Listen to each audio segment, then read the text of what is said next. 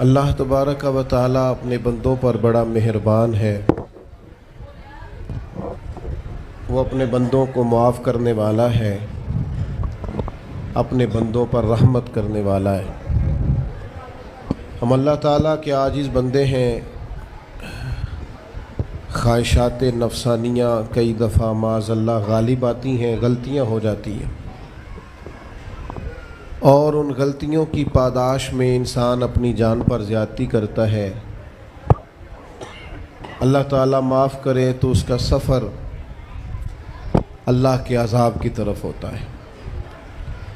اب ہمیں یہ حکم ہے کہ ہم سب بار بار استغفار کریں اپنے رب کی بارگاہ میں، اس کے حضور توبہ کریں، اللہ سے معافی کے خواستگار ہوں۔ نبی پاک علیہ الصلاۃ والسلام نے تعلیم امت کے لیے فرمایا ہے کہ میں دن میں 100 بار اپنے رب سے استغفار کرتا ہوں۔ بار بار اس کی طرف رجوع کیا جائے، بار بار اپنے رب کے حضور معافی مانگی جائے، اور بار بار جائزہ لیا جائے اپنے اعمال کا۔ بار بار کوشش کی جائے کہ ہم اپنے آپ کو سنواریں، ہم اپنے آپ کو بدلیں، اپنے اندر تبدیلی لائیں، ہم ایسے اعمال کریں جس کی برکت سے اللہ تعالی ہمیں معاف فرمائے۔ اللہ جزائے بڑی مہربانی، جزاک بڑی مہربانی۔ کوشش کریں کہ ہم بار بار اپنا حساب کریں، محاسبہ کریں۔ ہمارے ہاں یہ ہوتا ہے کہ لوگ اپنی جسمانی صحت کا تو بڑا خیال رکھتے ہیں کہ میری طبیعت ٹھیک نہیں، ٹیسٹ کرا لوں، یہ چیز کھاؤں، یہ نہ کھاؤں، میں غور کروں کہ کس چیز سے میری طبیعت خراب ہوتی ہے، کس سے بہتر ہوتی ہے، اس کا بڑا لحاظ اور خیال کیا جاتا ہے۔ لیکن روحانی زندگی کس سے برباد ہوتی ہے، کون سے گناہ ہیں جو باطن کو اجاڑ دیتے ہیں، دل کو تباہ کر دیتے ہیں، اخلاق کا جنازہ نکال دیتے ہیں، اس پر ہم غور نہیں کرتے۔ اپنی ساری زندگی اپنا ظاہر سنوارنے میں گزار دیتے ہیں، اور دل جس پر رب کریم کی نظر کرم رہتی ہے اس پر ہم توجہ نہیں کرتے۔ سب سے پہلے تو اپنا محاسبہ کریں زندگی میں۔ حضرت عمر رضی اللہ تعالیٰ عنہ ایک جملے میں بات بہت بڑی ارشاد فرما گئے۔ آپ فرماتے ہیں کہ اپنا حساب کرو اس سے پہلے کہ تمہارا حساب کیا جائے، پھر حساب کیا جائے گا تمہارا پھر مشکل ہوگی، تو ابھی سے اپنا حساب کیا جائے۔ اب ان لوگوں کا معاملہ ہے جو دنیا سے رخصت ہو گئے۔ انسان خیر اور بدی اس کا مجموعہ ہوتا ہے، انسانوں میں نیکیاں بھی ہوتی ہیں، کمزوریاں بھی ہوتی ہیں۔ اب ہم میں سے جو دنیا سے رخصت ہو گئے ہیں ان کے تعلق سے ہمارے کوئی ذمہ داریاں ہمارے ذمے بچتی ہیں۔ ایک تو ہم سب کا معاملہ ہے، وہ میں نے پہلے عرض کر دیا کہ ہمیں اپنا حساب کرنا ہے، اپنے معاملات کو دیکھنا ہے، استغفار کرنا۔ پھر یہ کہ جو لوگ رخصت ہو گئے ان کے لیے کیا کریں۔ تو چونکہ انسان میں کمیاں بھی ہوتی ہیں، خوبیاں بھی ہوتی ہیں، تو سب سے پہلے تو اللہ کے حبیب علیہ السلام نے ہمیں فرمایا ہے کہ اذکروا محاسن موتاکم، جب تم میں سے کوئی رخصت ہو جائے تو اس کی اچھی اچھی باتوں کا ذکر کرو۔ ایسا نہیں کہ انسان میں ساری خوبیاں ہی ہوں گی، لیکن تم خوبیاں تلاش کر کے ان کا بیان کرو، تم زمین پر اللہ کے گواہ ہو۔ ایک تو جب بھی کسی جانے والے کا ذکر کریں خیر کے ساتھ کریں، بھلائی کے ساتھ کریں، اچھے لفظوں کے ساتھ کریں۔ کہیں کوئی کمی یاد آئے بھی تو اب اسے چھوڑ دے، وہ بندہ رخصت ہو گیا، اس کا ذکر خیر کے ساتھ کرنا، اس کو ذہن میں ضرور بٹھائیں۔ دوسری بات یہ کہ جب کوئی دنیا سے جائے تو اس کی طرف سے ایصال ثواب کریں، یعنی ایسے اعمال کرے جن کی وجہ سے اسے ثواب پہنچے۔ اب ہمارے ہاں جو رسم و رواج بعض بن گئے ہیں، بڑی بڑی دیگیں، بڑے لاؤ لشکر، نامی گرامی بندہ ہے تو نامی گرامی آؤ جاؤ تو کھانے تو بڑا جلسہ تو پتہ لگ جائے لوگوں کو، تو پہلے تو یہ یاد رکھو جس کام میں تھوڑی سی بھی ریاکاری ہو اس پر اللہ کی بارگاہ سے اجر کی امید کیسے رکھتے ہو؟ جب تک عمل خالص لوجہ اللہ نہیں ہوتا، جب اس پر ثواب مل نہیں رہا تو جائے گا کیسے؟ جتنا آپ عمل چھپا کے کریں گے، جتنا آپ عمل اللہ کی رضا کے لیے کریں گے، اتنا ثواب زیادہ ہوگا، جانے والے کو فائدہ زیادہ ہوگا۔ وہ میں ختموں پہ جاتا ہوں کئی دفعہ تو وہ کہتے ہیں اتنے لاکھ روپیہ مسجد کو دیا، اس کا بھی اعلان کر دیں، اتنے قرآن پاک پڑھے ہیں تو اس کا بھی اعلان کر دے۔ کس کو بتا رہے ہو اعلان کر کے؟ اللہ کو تو پتہ ہے تم نے کیا پڑھا ہے، یہ پرچیاں پڑھ پڑھ کے کس بات کی سنا رہے ہو؟ کیا مطلب ہے اس کا؟ حضرت عبداللہ ابن مسعود رضی اللہ تعالیٰ عنہ فرماتے ہیں بعض ریاکار مر کے بھی ریاکاری نہیں چھوڑتے۔ حضور مر کے ریاکاری نہیں چھوڑتے، مرنے کے بعد کیسے ہوگی؟ فرماتے ہیں ان کی خواہش ہوتی ہے جنازے بڑے ہونے چاہیے، لوگوں کو پتہ لگ جائے فلانا گیا، مرنے کے بعد بھی تو دکھاوا کر رہا۔ حضرت ابو ذر غفاری رضی اللہ تعالیٰ عنہ کا جنازہ چند لوگوں نے پڑھا ہے، 4-5 لوگوں نے، اور حضور کے محبوب ترین صحابی ہیں۔ بڑا جنازہ بھی بڑی بات ہے، اللہ تعالیٰ توفیق دے تو اچھے لوگوں کے بڑے جنازے، لیکن کسی کا جنازہ چھوٹا بھی ہو جائے تو مطلب یہ نہیں کہ بندہ ٹھیک نہیں تھا۔ بات کی سمجھ آ رہی ہے؟ تو میرے عزیز، اصال ثواب کریں تو اللہ کی رضا کے محض پتہ ہوتا ہے محلے میں غریب کون ہے، اپنے والد اور والدہ کے نام پر غریب کو دے دیں، کسی مقروض کی مدد کریں، اس بیچارے کی جان چھوٹ جائے۔ آپ کوئی گلی ٹھیک کرا دیں جہاں سے لوگوں کا گزرنا آسان ہو، آپ کچھ ایسا نظام کر دیں جس سے لوگوں کے لیے آسانیاں پیدا ہو جائیں، لیکن آپ محض وہی کام کریں گے جس سے دکھاوا ہوگا تو کیا امید کرتے ہیں اس پر اجر کی؟ تو اصال ثواب دیکھیں قوم کو ضرورت کیا ہے، وہ والا اصال ثواب کریں۔ حضرت سعد رضی اللہ تعالیٰ عنہ نے جب آن کر کے عرض کیا تھا کہ یا رسول اللہ صلی اللہ تعالیٰ علیہ وسلم، میری والدہ کا انتقال ہو گیا ہے تو میں ان کے لیے کیا کروں؟ تو محبوب نے فرمایا کہ فلاں جگہ پانی کی قلت ہے تو وہاں کنواں کھدوا دے۔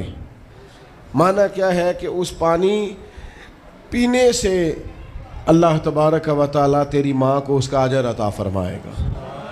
صدقہ تو جس چیز کی ضرورت ہے آپ وہ چیز کر کے دیں، اور ختم چپ کر کے بھی ہو جاتا ہے، گھر کے اندر بھی ہو جاتا ہے، اکیلے بھی ہو جاتا ہے، اس کے لیے لاکھوں کروڑوں لگانے کی کوئی ضرورت بھی نہیں۔ چوتھی بات، تیسری بات، کوشش فرمائیں کہ جو نیکیاں جانے والا کرتا تھا وہ نیکیاں جاری رہیں، اس کے بچے، اس کی اولاد، اس کے سارے رشتہ دار ان نیکیوں، اگر وہ کوئی بھلائی کرتا تھا تو وہ بھلائی ہوتی رہے، وہ جاری رہے، وہ سلسلہ آگے بڑھایا جائے۔ ہم یہ کرتے ہیں کہ ہم خیر کے کاموں کو جاری نہیں رکھتے، بلکہ والد کے جانے کے بعد تو بچے بڑے سیانے ہوتے ہیں، وہ کہتے ہیں ابا جی کو تو بس وہ فلانا غریب بھی لوٹ کے لے جاتا تھا، فلانا بھی اپنی مجبوری سنا کے، تو ہم تو سیانے ہیں۔ او خدا کے بندے، حضور علیہ السلام نے فرمایا تمہیں جو روزی دی جاتی ہے وہ تمہارے کمزوروں کی وجہ سے دی جاتی ہے، وہ جو ضعیف کمزور لوگ تمہارے دسترخوان سے کھا جاتے ہیں ان کے سبب سے اللہ تعالیٰ تمہیں عطا کرتا ہے۔ تو اس لیے یہ تو کوئی طریقہ نہیں ہے کہ آپ کے بزرگ خیر کا کام کرتے تھے آپ نے چھوڑ دیا، تو آپ ایک کام یہ کریں کہ ان کی نیکیاں جاری رکھیں۔ اور چوتھی بات یہ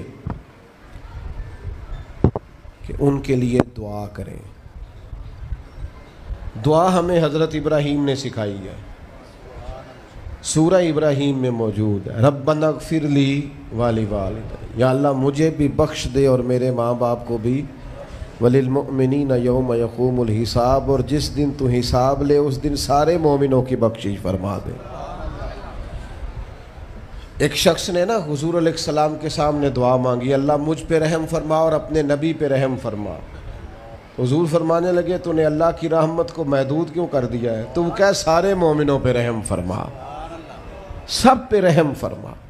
بھائی سب کے لیے دعا مانگیں۔ یہ 2-4 بچوں کا موبائل کا مسئلہ رہ گیا، باقیوں کا بیٹا بیٹھ جاؤ، پیارے بیٹے بیٹھ جاؤ، پتر بیٹھ جاؤ، آپ بھی بیٹھ جاؤ بیٹے، آپ بیٹھ کے بنائیں، اس میں کیا حرج ہے، کھڑے ہوتے ہیں بیٹا تو پچھلوں کو دقت ہوتی ہے۔ سنو، زیادہ غور سے سنو، میں تھوڑی تقریر کرنے والا مولوی ہوں، لیکن یہ اللہ کا فضل ہے کہ میں اگر 20 منٹ بات کروں گا تو اس 20 منٹ کے اندر آپ کو 20 سبق ضرور حاصل ہوں گے انشاءاللہ تعالی۔ ہاں، وہ کوشش ہوگی کہ وہ جتنی بات ہے وہ تربیتی ہے۔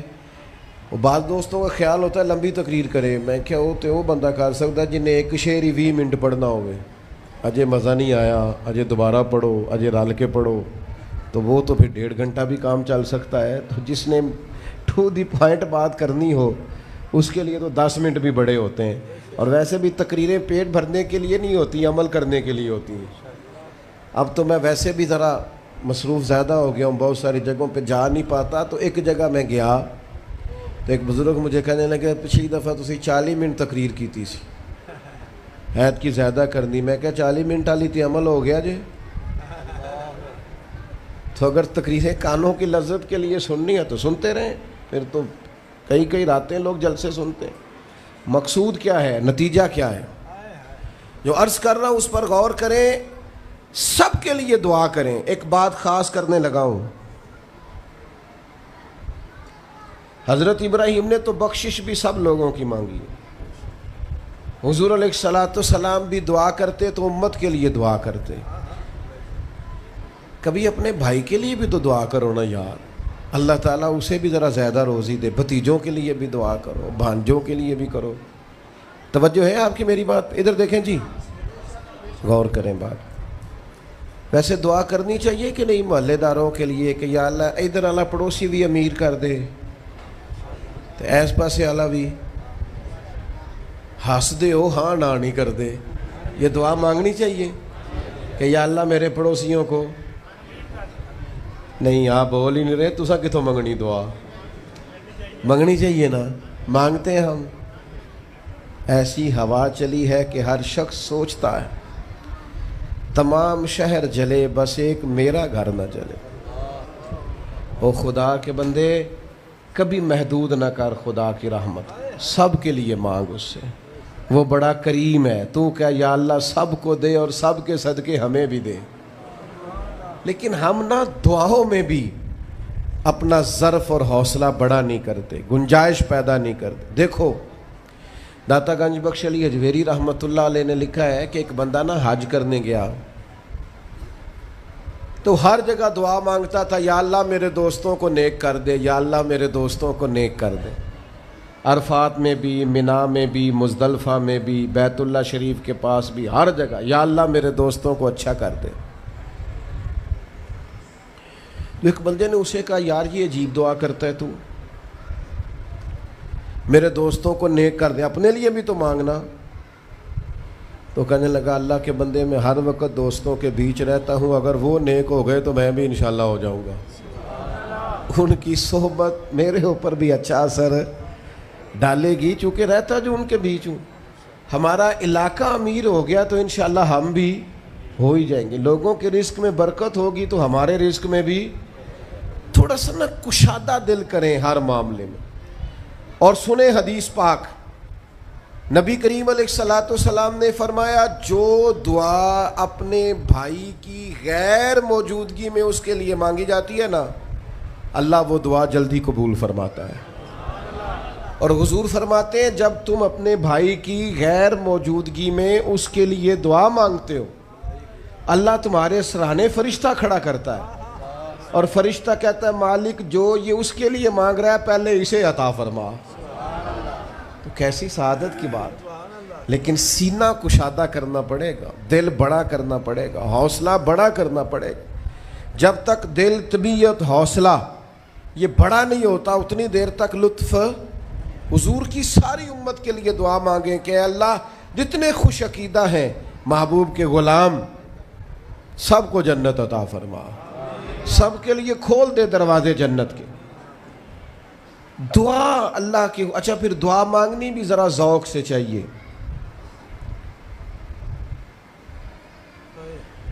کسی بندے نال ذاتی کام ہوئے، ذاتی کوئی لوڑ پہ جائے وہ کیویں کرائی دا پلا جی؟ تو پتہ ہے سارے گل دا۔ السلام علیکم جناب، کہندا وعلیکم السلام، کتھے ہو جی؟ میں تے دور ہاں کدھرے، تسی حکم کرو۔ کہندا نہیں ٹیلی فون والی گل ہی نہیں، مینوں مل کدھرے؟ اور رات کو کسی وقت کہتا میں 2 بجے آؤں گا، میں جاگنا یار مجبوری بڑی ہے، تو پاویں 3 بجے آ، مینوں مل کے سوویں۔ پھر اس کو جا کے مجبوری بتاتے ہیں، کلیاں قسمیں اٹھاتے ہیں، اور یہ بھی اس کو کہتے ہیں بار بار کہ میں سارے دوستاں سنگیاں ساتھیاں ساکاں نو آکھ بیٹھا، تیرے تو بغیر گل کو نہیں سنی کسی بھی۔ پورا قائل کرتے ہیں اس کو، پورا مجبور کر دیتے ہیں مدد کرے۔ کرتے ہیں کہ نہیں ایسا؟ لوگ کرتے ہیں نا۔ اور تمہیں پتہ ہے بندہ کیسے مانتا ہے، منا لیتے ہو تو سیکھ جاؤ نا رب کیسے مانتا ہے۔ کبھی بیٹھو نا اکیلے مصلی بچھا کے اور کہو نا اس سے کہ مالک تیرے سوا کدھر جائے، کس سے کہیں، کس کی بارگاہ میں عرض کریں، کون ہے جس کے حضور جائیں؟ ایک بزرگ تھے تو ان کی بڑے درد سے دعا مانگتے تھے، تو کسی نے کہا کہ آپ نے دعا مانگنے کا طریقہ کس سے سیکھا؟ کہنے لگے اپنی بیوی سے۔ بیوی سے کیسے سیکھا؟ تو وہ کہنے لگے میری بیوی کو کوئی کام تھا گھر کا، کوئی خرچہ اس نے مجھے بتایا، تو میں نے اسے کہا ابھی میرے پاس پیسے کوئی نہیں، آتے ہیں کہیں سے تو دیتا ہوں، کرا دیں گے۔ عورتوں کی عادت ہوتی ہے 2-4 دن کے بعد پھر یاد کرایا کہ وہ کام گھر کا ہونے والا ہے، پیدا کیا ہے، بتا تیری بارگاہ میں عرض نہ کروں تو پھر میں کس سے کروں؟ بندے تو بات سنتے ہیں تو پھر وہ پردے کھول دیتے ہیں، دیتے کچھ نہیں اور لوگوں کو سناتے ہیں فلانا آیا جی پیسے پہ منگدا ہے۔ ایک سنگی سی ایک دفعہ تے انہیں پائی دا تگڑا ہے چنگا، دور کسی سنگی کو لونے کو مدد لئی تھوڑی، میں نے کہا یار تیرا بھائی ٹھیک ٹھاک ہے؟ وہ کہتا ہے دیندا تے ہے پر بدنامی بڑی کرتا ہے، سب نو دس چھڑتا ہے۔ عزت رب کی بارگاہ میں بندہ عرض کرتا ہے تو بندے کا پردہ بھی رہ جاتا ہے اور وہ عطا بھی کر دیتا ہے۔ میرے دوستو دعائیں شوق سے مانگو، دعائیں درد سے مانگو۔ وہ اکبر الہٰبادی نے کہا تھا مصیبت میں بھی اب یاد خدا ہم کو نہیں آتی، دعا منہ سے نہ نکلی جیبوں سے عرضیاں ہی نکلیں، دفتروں میں درخواستیں جمع کرانے کے لیے بڑا وقت ہے، اس کی بارگاہ میں کیوں نہیں بیٹھتے؟ اس کے حضور حاضر کیوں نہیں ہوتے جو پردہ پوشی کرے، اپنے بندوں کو نوازے؟ اور 10 منٹ نکال کے اس کی بارگاہ میں آ تو صحیح۔ حضور فرماتے ہیں رب کہتا ہے میرا بندہ جب میری بارگاہ میں ہاتھ اٹھاتا ہے مجھے حیا آتی ہے، میں خالی واپس کیسے کروں؟ جاتے ہی نہیں، عرض ہی نہیں کرتے۔ دعا تو مومن کا ہتھیار ہے، طاقت ہے بندے کی، شان ہے، ہر دکھ سکھ رب رسول کی بارگاہ میں کہے، طاقتور ہو جائے اور پھر دعا ذوق سے کرے، شوق سے۔ میں چھوٹا سا آدمی ہوں، صبح مسجدوں میں نا قاری صاحب کے پاس، حافظ صاحب کے پاس بچے سبق پڑھنے آتے ہیں، الف با تا سا، میری طرح کا سب سے چھوٹا مولوی بھی سبق پڑھا رہا ہو نا، تو بچہ سبق پڑھاتے ادھر ادھر دیکھے تو قاری صاحب تھپڑ مارتے، کہتے ادھر تک کوئی سبق میرے سے پڑھ رہا، دیکھ ادھر رہا ہے۔ اور بات بھی ٹھیک ہے کہ وہ بچہ کیسے پڑھے گا جس کا دھیان ہی نہیں، لفظوں کی پہچان ہی نہیں ہوگی۔ ڈانٹتے ہیں استاد ادھر توجہ کر۔ عجیب لوگوں نے رب سے دعا مانگ رہے ہیں، دھیان کسی اور طرف ہے، دل کسی اور طرف ہے، ذوق کسی اور طرف، توجہ ہی کوئی نہیں۔ مانگ اللہ سے رہیں، بارگاہ کتنی بڑی ہے اور رٹی رٹائی دعائیں چل رہی ہیں، دعاؤں میں باتیں ہو رہی ہیں۔ ان تے بندے دعا دے ٹائم بھی موبائل نہیں بند کر دے، وہ دی بھی ویڈیو چاہیے انہوں نے، اللہ سے مانگ رہے ہیں۔ اس وقت بھی توجہ کر، حضرت موسیٰ علیہ السلام نے عرض کی رب کی بارگاہ میں کہ میری قوم عرض کرتی ہے مالک تو ہماری دعائیں قبول نہیں فرماتا، تو اللہ کریم نے فرمایا کلیم ان کے لفظ میرے ساتھ ہوتے ہیں، دل نہیں میرے ساتھ ہوتے۔ جملے رٹے رٹائے بولنا اور دل پتہ نہیں کہاں گردش کر رہا ہے، بات جو دل سے نکلتی ہے اثر رکھتی، پر نہیں طاقت پرواز مگر رکھتی۔ اب جو ہم جانے والوں کے لیے دعائیں کریں گے، اس میں تو ہمیں چاہیے آپ پیر صاحب سے دعا ضرور کرائیں، علامہ صاحب سے ضرور دعا کرائیں، لیکن جس ذوق سے پتر نے دعا مانگنی ہے نا والد کے لیے، وہ دوسرا کوئی نہیں مانگ سکتا. جو بیٹی نے دعا مانگنی ہے نا درد سے، وہ دوسرا کوئی. آپ خود دعا مانگیں، خود ختم شریف پڑھیں، خود تلاوت کریں. اسی بڑے منفرد لوگ ہاں. ہمارا یہ طریقہ ہے کہ ہم نے رویہ اس طرح کا بنایا ہوا ہے کہ قرآن شریف بھی کوئی اور ہی پڑھے گا ہمارے ابا جی کے لیے. او بھائی آپ بھی تو کوئی 2 پارے پڑھے نا اپنے والد کے لیے. وہ میں اینے قرآن پاک پڑھائے نے، تو آپ کنے پڑھے نے بھائی؟ ایک بھی نہیں. وہ سارے مدرسے کے بچے. اور پھر آپ نے ناراض نہیں ہونا میری بات سے. قرآن پاک کے بارے میں نبی پاک علیہ السلام نے فرمایا جب تک دل جمے پڑھو، اور جب دل نہ جمے طبیعت تھکے تو چھوڑ دو. تو جڑا اسی بالاں نو بلانے ہیں مدرسیوں تو کہنے ہیں پورا قرآن پڑھ کے ہی اٹھنا جی، وہ کی مطلب ہے؟ ان کا دل کرے تو آدھا سپارہ پڑھیں، دل کرے تو 1 رکوع پڑھیں. آپ نے تو پابند کر دیا ہے. کس بنیاد پر پابند کیا آپ نے؟ آپ خود پڑھیں.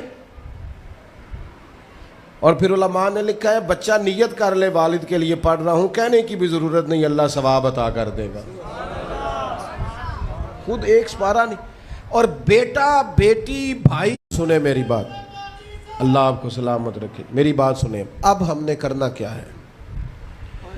اب کرنا یہ ہے کہ ہم نے خوب دعا کرنی ہے. آج بھی جن کے ختم کے لیے ہم آئے ہیں نا، ہمارا دل پورا لگ جائے. اس طرح بندہ رب کو مناتا ہے نا، یہ ضروری نہیں کہ یہاں سے سپیکر سے یہ دعا ہوگی وہی دعا ہے. آپ اپنے دل میں 2 جملے کہہ دیں اس کے لیے کہ یا اللہ تو مہربان ہے. دیکھو لمبا نہیں یاد رکھتے لوگ، جو قبروں میں پڑے رہ گئے.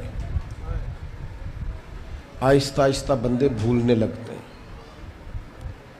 جب کسی کا انتقال ہوتا ہے لوگ روز قبرستان جاتے ہیں. پھر تھوڑے دنوں کے بعد یہ روٹین کیے. فرمایا قبر والا میری ماں، میرا باپ، میری اولاد میرے میرے میرے میرے لیے دعا کریں، میرے اپنے میرے لیے دعا کریں. وہ تو انتظار کر رہا. دوستو اپنے جانے والوں کا بہترین تحفہ ان کے لیے دعا کرو. میری والدہ میرے والد چلے گئے، کوئی مجھ سے پوچھے نا ان کے لیے کیسے دعا کرتے تو میں کہتا ہوں میری سانسیں بھی دعا کرتی، میری دھڑکنیں بھی دعا کرتی. ایک دن نہیں، ایک دن میں کئی دفعہ جب بھی خیال آتا ہے ان کے. قرآن مجید نے خود توجہ دلائی وَقُلْ رَبِّ ارْحَمْهُمَا كَمَا رَبَّيَانِي صَغِيرًا. اللہ کہتا ہے کہو اے اللہ ان دونوں پہ رحم فرما، جب میں چھوٹا تھا تو میری انہوں نے پرورش کی تھی. رب نے دعا سکھائی. بھائیو صرف مسلمان کا آج موبائل بھی آباد ہے، فوٹو بھی آباد ہے، اور دسترخوان بھی آباد ہے، اور ہوٹل بھی آباد ہے. جس چیز کو آباد نہیں کرتے وہ مسلح ہے. مسلح کمزور ہے، مسلح طاقتور ہونا چاہیے. وہ بندہ طاقتور ہے جسے اللہ سے جڑنا آتا ہے، دعائیں مانگنی آتی، التجائیں کرنی آتی. خوب دعائیں مانگیں، خوب اس کی بارگاہ میں حاضری دیں. آخری بات آپ سب کے لیے میری یہ ہے کہ ہم سب نے دنیا کو چھوڑ کے جانا ہے. ہم دنیا میں اچھے عمل کرنے آئے ہیں. جڑا بچہ اتوں پردیس گیا ہے نا، ابا جی نے پلاٹ ویچیا ہے تے اماں نے زیور ویچیا ہے، تو وہ باہر کام نہ کرے تو جڑے اتوں کو بندہ جائے وہ کہندے یار تو کڈا بے وقوف ہے، تیری ماں پیو نے جڑے کام کر لیا تو وہ کردا ہی نہیں، ویلا پھرنا ہے. اور پھر میں نے سیانے لوگ دیکھے ہیں سعودی عرب میں 40 سال گزارتے ہیں پر وہاں گھر نہیں بناتے. دبئی میں، یورپ میں 40 سال گزارے، گھر نہیں کوئی. بلکہ جو کمبل خریدا تھا نا جاتے وقت واپسی تک وہی کمبل ہے. کیوں؟ کہ وہ سمجھتے ہیں گھر تو پاکستان میں. پردیس کے لیے محنت، یہاں گھر بنانے کا مقصد کوئی نہیں. اور میرے دوستو نبی پاک نے ہمیں فرمایا دنیا میں اس طرح رہنا جس طرح مسافر رہتے ہیں. گھر تو تمہارا جنت میں، اصل ٹھکانہ تو آخرت کا ہے. لیکن ہم ساری تباہی اتار رہے ہیں، یہاں فارغ پھر رہے ہیں. آپ نے ناراض نہیں ہونا. ڈھیر سارے بندے بے نمازی ہیں اور بلا وجہ بے نمازی ہیں, کوئی وجہ نہیں. جو بندہ کہتا ہے نماز کے لیے ٹائم نہیں ملتا, جھوٹ بولتا ہے, کیونکہ رب کہتا ہے لا یکلف اللہ نفسا الا وسعہا, جو بوجھ کوئی اٹھا نہ سکے میں ڈالتا ہی نہیں.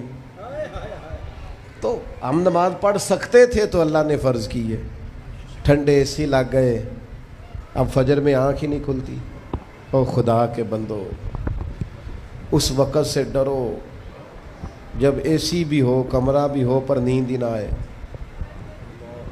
آج نیند ضرور کرو پر غافلوں والی نہ کرو. فجر کی نماز بر وقت. آج کل ہی تو موقع ہے فجر پڑھنے کا جب رات چھوٹی. اب بھی تو مزہ آتا ہے, بندہ تھوڑی قربانی دے کے اٹھتا ہے. یہی تو ٹائم ہے کہ آپ وقت پہ آئیں. اور یہ ذمہ داری ہے گھر کے بزرگوں کی کہ وہ جس طرح ناراض ہوتے ہیں نا, میری روٹی کیوں نہیں ٹائم نہ پکی, انہیں ناراض ہونا چاہیے کہ تم نے نماز کیوں نہیں پڑھی. لیکن وہ ذات کے لیے ناراض ہوتے ہیں, دین کے لیے ناراض ہی نہیں ہوتے. اس پر ضرور توجہ کریں, بالخصوص اپنی نماز کا خاص. اور نوجوانوں سے کہوں گا, جو بندہ جوانی میں نمازی نہیں نہ ہوتا, بڑھاپے میں اس کے لیے عادت ڈالنا مشکل ہوتا ہے. ابھی سے نمازی ہو جاؤ, بڑا مزہ آئے گا, زندگی مینج ہو جائے گی. ہم تو بھائی ٹائم کے اتنے پابند ہی نہیں رہے. ساڈا تے ٹائم ہی ہے وے, زور تو پہلا زور تو بعد, عصر تو پہلا تے عصر تو, ہر چیز نماز کے ساتھ سیٹ ہے. بڑا مزہ آئے گا اگر اس کے ساتھ آپ کی زندگی ساری ترتیب پا جائے. دعا کرتا ہوں اللہ ہماری حاضری قبول فرمائے.